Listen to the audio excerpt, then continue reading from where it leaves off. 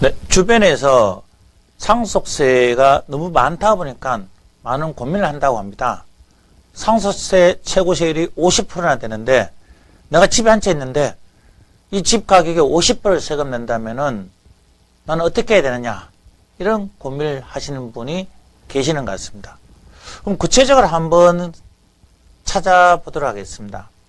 그럼 상속세라는 것은 과연 상속 시점에 자산이 얼마 정도가 있어야지 상속세를 내느냐라고 따져봤을 경우에, 내가 배우자가 있는 경우에는 기본 자녀가 있어서 일괄공제라는 5억 부분들이 있고 배우자 공제를 최저 5억을 받을 수 있기 때문에 피상속인의 자산 규모 자체가 10억이 넘어가야 상속세가 나오게 돼 있고, 배우자가 없고 자녀만 있는 상황이라면은 5억이 넘어가면은 상속세가 나오게 되어 있습니다. 그럼 우리나라의 인구 중에서 몇 명 정도가 과연 상속세에 해당이 되느냐? 근데 실제로 약 98% 정도는 상속세에 해당 사항이 안 된다라고 보시면 될 것 같습니다.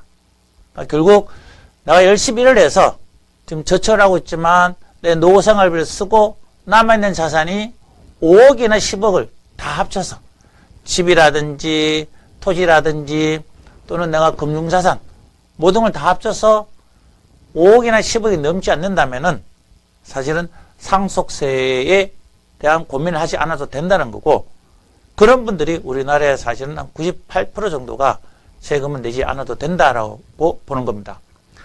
국세청에 우리가 세부 자료를 한번 보도록 하겠습니다.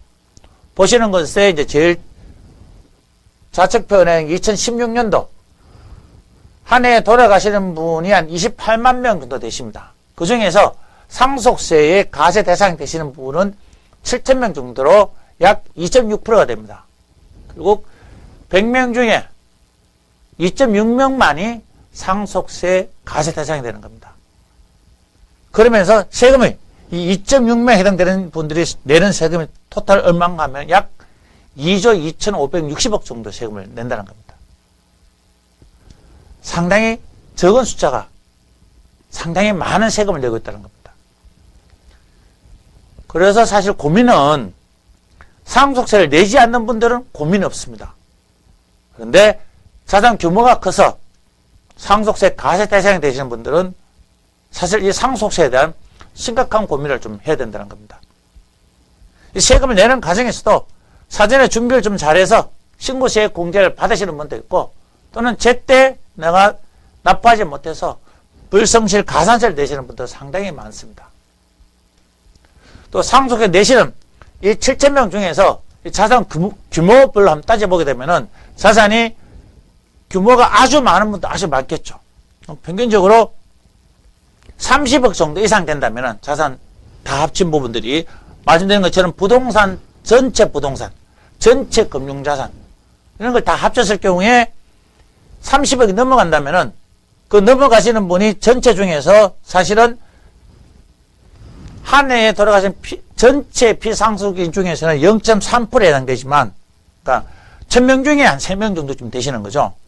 해당되지만 이 상속세 내시는 분들 중에서는 약 12% 정도가 전체 세금에 사실은 약 86.7%에 대한 세금을 부담한다는 겁니다.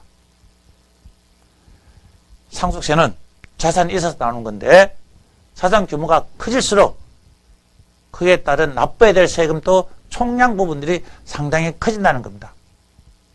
그래서 주변에 100명이 해당이 안 되시고 2명에 해당이 되신다면은 상위 우리가 2.2% 안에 들어가는 우리가 자산을 가지고 있다라고 그렇게 볼 수도 있겠지만, 그에 따른 책임감으로서 상속세에 대한 부분들을 부담을 가질 수밖에 없다는 겁니다.